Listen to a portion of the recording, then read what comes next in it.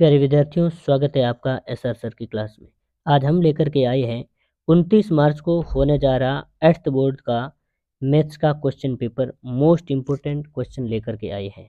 देखिए, सबसे पहले आपके प्रश्न पत्र की समय अवधि 2.5 घंटे की रहेगी और पूर्णांक 80 नंबर का रहेगा। वस्तुनिष्ठ प्रश्न की बात करें तो इसमें 8 प्रश्न आते हैं।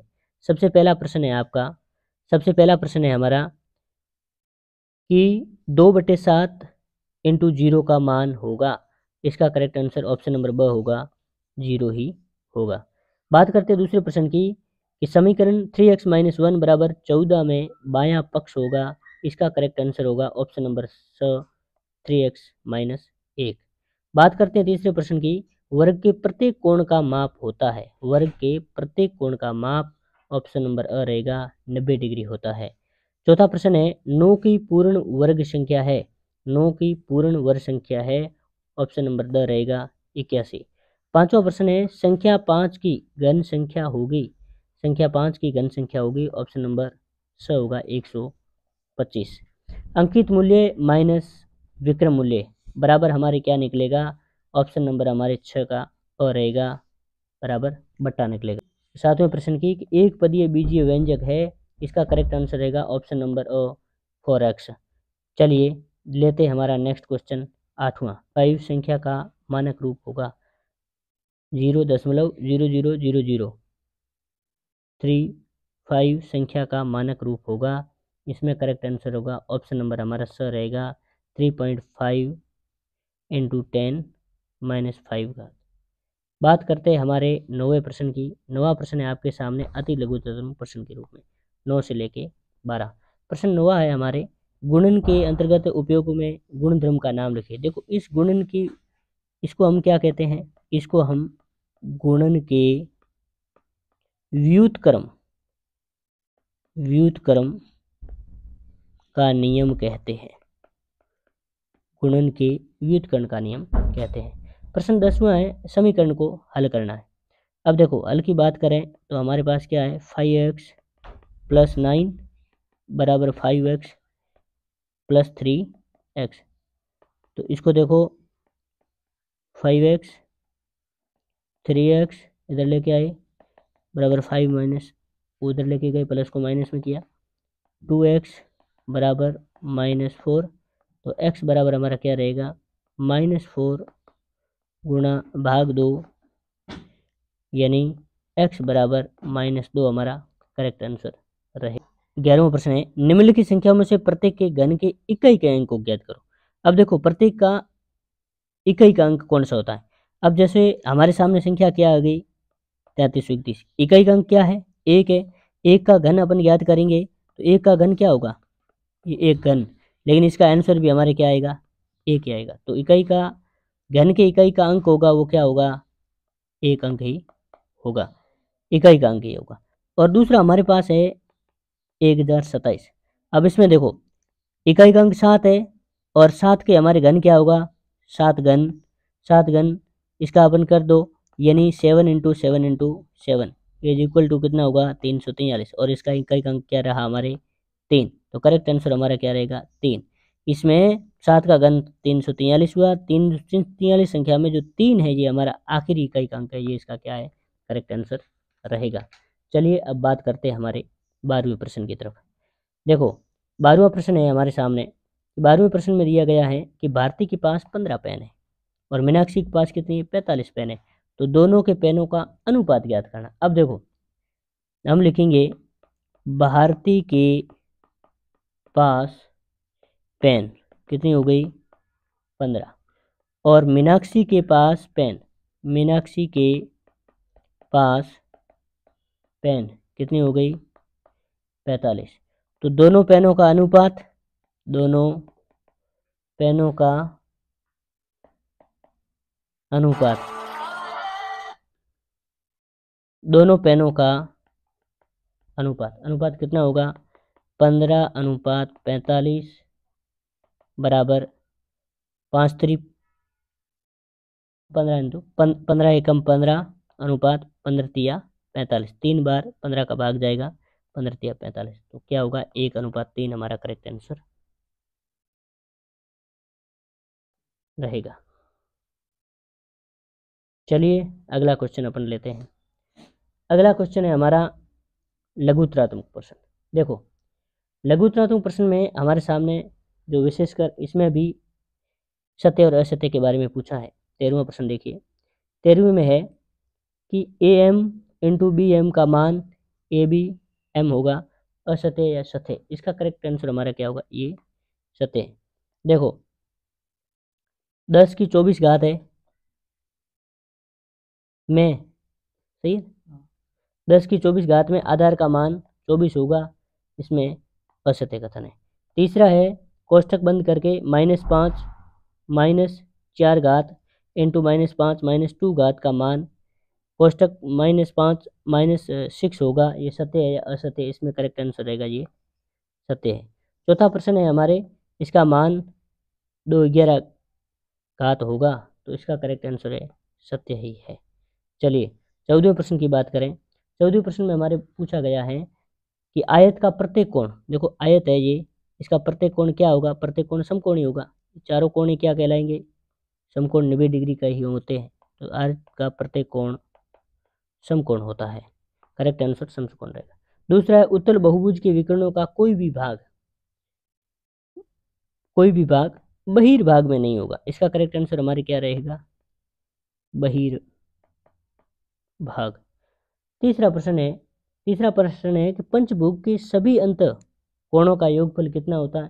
सभी कोणों का योग है वो 540 डिग्री होता है, 540 डिग्री। बात आती है चौथे प्रश्न की कि समांतर चतुर्भुज के विकर्ण एक दूसरे को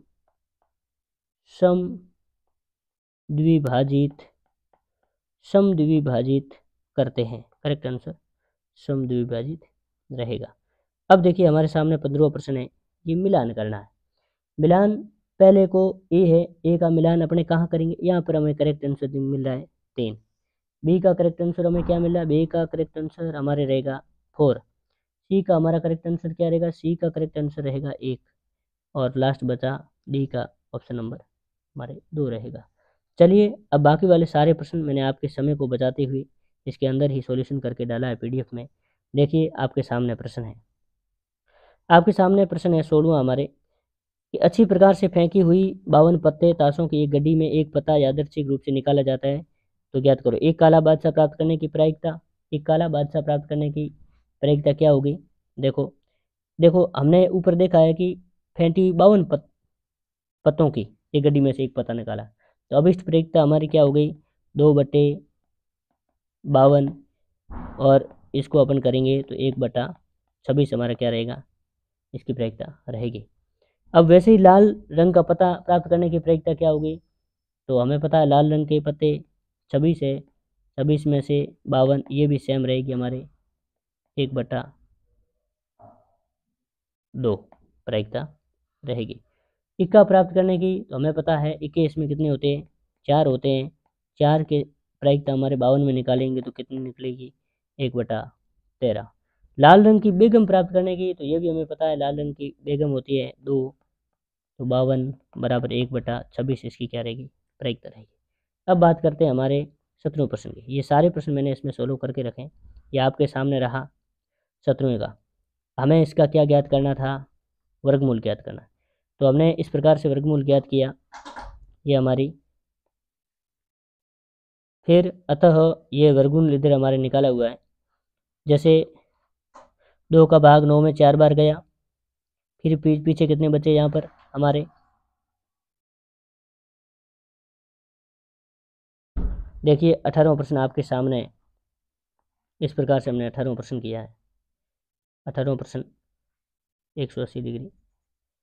उसके बाद में हमारे 19वें प्रश्न की बात करें, आपके सामने सॉल्यूशन किया हुआ है। यहाँ तक हमारा 18वां प्रश्न कंप्लीट हो गया। 19वें प्रश्न की बात करें कि 12,000 रुपये का 2 वर्ष के 10% वार्षिक दर से साधारण ब्याज और चक्रवृद्धि ब्याज का अंतर ज्ञात करना, जबकि ब्याज वार्षिक संयोजित होगा। साधारण ब्याज ज्ञात करने का सूत्र होता है मूलधन इंटू दर इंटू समय बटे 100। तो हम 12,000 10 वर्ष की 2 वर्ष के लिए इंटू 100 करेंगे, 2400 वर्ष। मिश्र धन ज्ञात करने का सूत्र होता है मूलधन इंटू कोष्ठक बंद 1 प्लस दर बटा 100, और समय लिखा जाता है 12,000 रुपये 1/10 वर्ष की समयावधि, समय 2 वर्ष का है। करेक्ट आंसर हमारे क्या रहेगा 14,520 रुपये। अब चक्रवृद्धि ब्याज ज्ञात करना है तो मिश्र धन से माइनस मूलधन करेंगे।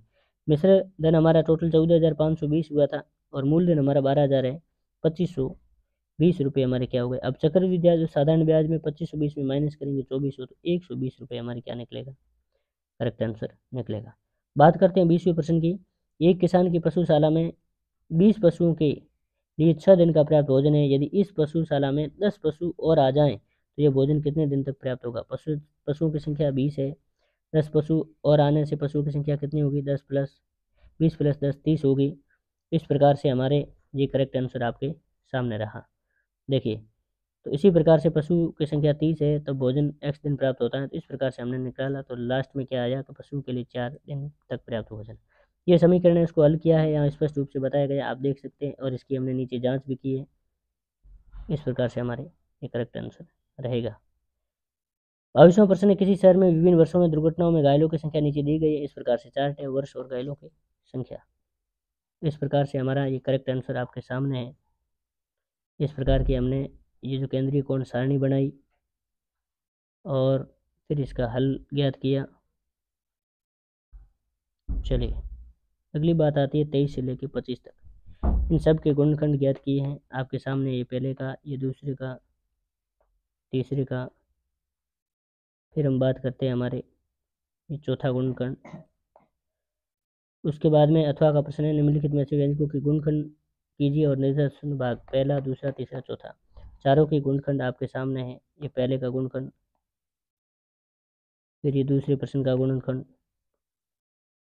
फिर हमारे तीसरे प्रश्न का गुणनखंड, और आखिर रहा हमारा इसका चौथा प्रश्न।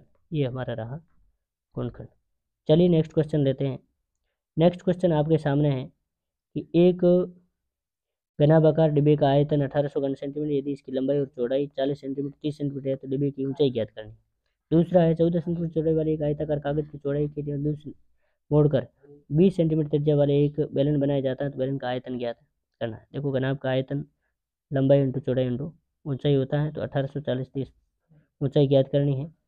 इस प्रकार से हमारा करेक्ट आंसर क्या रहेगा, 1.15 सेंटीमीटर डिब्बे की क्या हो गई, ऊंचाई हो गई।